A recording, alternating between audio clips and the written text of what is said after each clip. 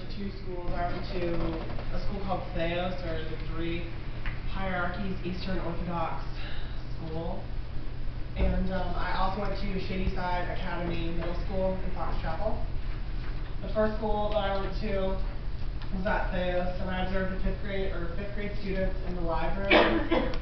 Their teacher had sent them in from their math class, and they were doing what was called Study Island, and it's an online educational kind of deal.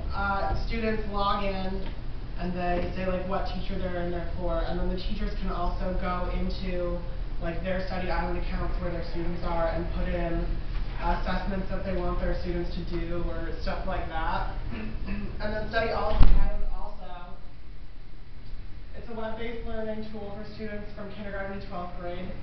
And it offers web-based interaction as well as practice and assessment. So the interaction online is actually in game form. So what the students would do is they could click on the game section and they could choose what games that they wanted to do. There was like a skateboarding game, a banana toss game, like any game you could really think of. Some that I saw actually being played were, there was a hockey game that some kids were doing. There was a cannon game where you had to choose the right answer and put the correct cannonball that had your answer on it into your own cannon. If the answer was correct, you got to fire off and try and hit a target. And if the answer was incorrect, your cannon would explode, and the kids really liked that. And another cool thing about Study Island is that it's kind of an advanced technology, so it knows when students are guessing, and it brings up an actual box and it says guessing detected, and it just gives the students a little bit more of a reminder to actually try. And what I thought was really interesting about Study Island was that students are ranked, I don't know if it's nationally or if it's statewide, but they're ranked. So they take real pride in actually getting these answers right and playing these games because their high scores can make a leaderboard or a scoreboard. And also, if they do a really good job, they can print out a certificate stating that they got a blue ribbon for a certain game and stuff like that. So, but while I was in the library with the 5th grade students, the librarian made sure to have them do a couple games, and then she also made sure that they did at least one assessment, which was just like a practice test. So, the second observation that I went to was at the Shadyside Middle School, Shadyside Academy, and it was a very technological school. You saw students walking around with laptops in the hallways. Every single room had a smart board. But I was actually in Miss Wood's 7th grade Latin class. That's just the one that I'm going to talk about right now. And the students actively learned with one another by going over homework through a document camera.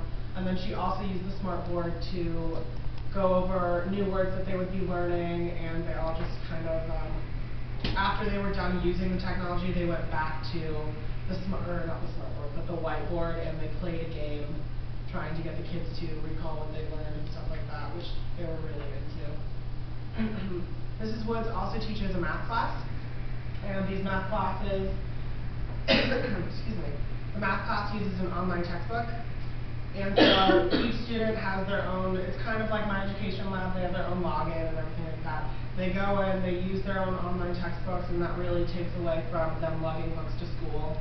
Stuff like that. And the online textbooks were actually really cool too because they had like practice assessments on there too, like our chapter quizzes, kind of, but it was more in an age-appropriate kind of manner.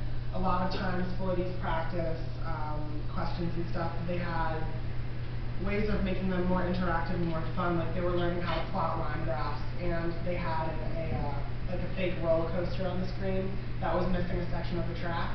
And so they had to put in the points that they thought were correct, and it would either complete the track or they would press start and the roller coaster would crash and explode, which they liked because they're good. But another observation that I did while I was in the school at Shadyside was a 7th grade math class, and it was with the gifted students, and it was the end of the day, so they kind of were off task, but there was not much the teacher could do because it was the end of the day. They had just eaten lunch for a little while, but they knew when to be quiet and to actually pay attention. The smartboards, and I didn't know you could do this with smartboards, but you can actually I knew you could write on them like a whiteboard, but you can go in on the computer that's connected to save what you've written on there for a later time. So the teacher pulled up, one of the kids had a question about some notes that they've been talking about from the previous week.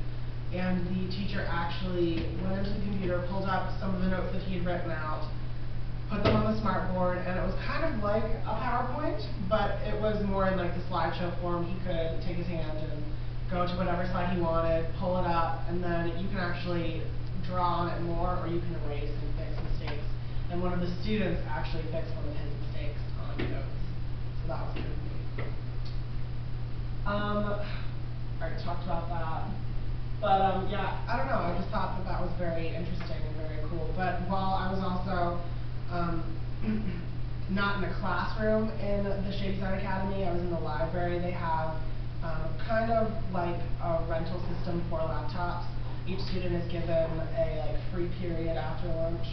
And so it's kind of like their study hall hours, but they can do with it whatever they want to. But a lot of the students came into the library, which was their homeroom, and they, excuse me, they would take a laptop out and check it out, sign it out, and once they were done, they would come back and